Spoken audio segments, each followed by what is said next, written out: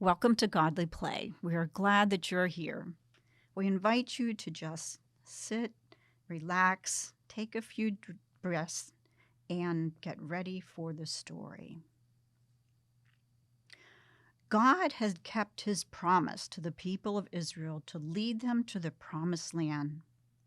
The people of God were now at the Jordan River and were ready to cross over it to enter into the promised land and conquer it.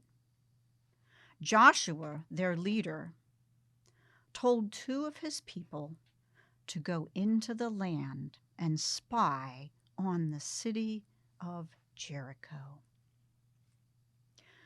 When the spies got into the city wall, they went into the house of Rahab, a Canaanite woman.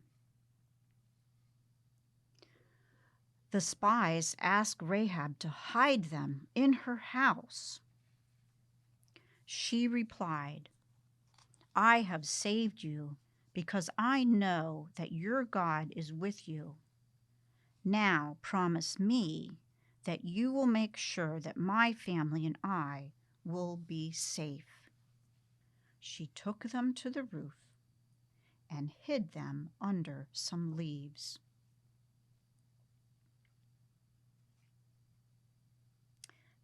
Meanwhile, the king of Jericho heard that two men from Israel were seen going into Rahab's house.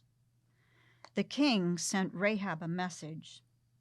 "Send the men out so I can capture them." Rahab sent a message back.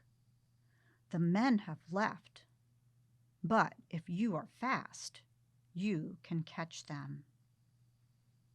The spies promised Rahab that if she did not tell anyone what the Israelites were going to do, they would keep her and her family safe.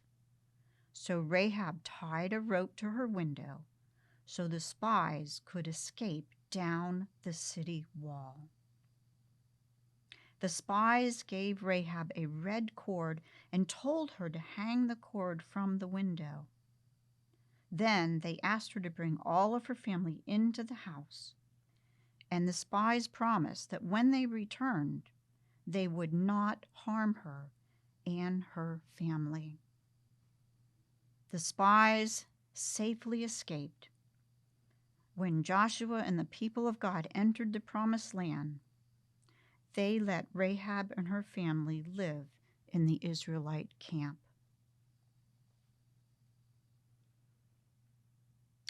Now, I wonder what it means that God uses unlikely people like Rahab to do God's work.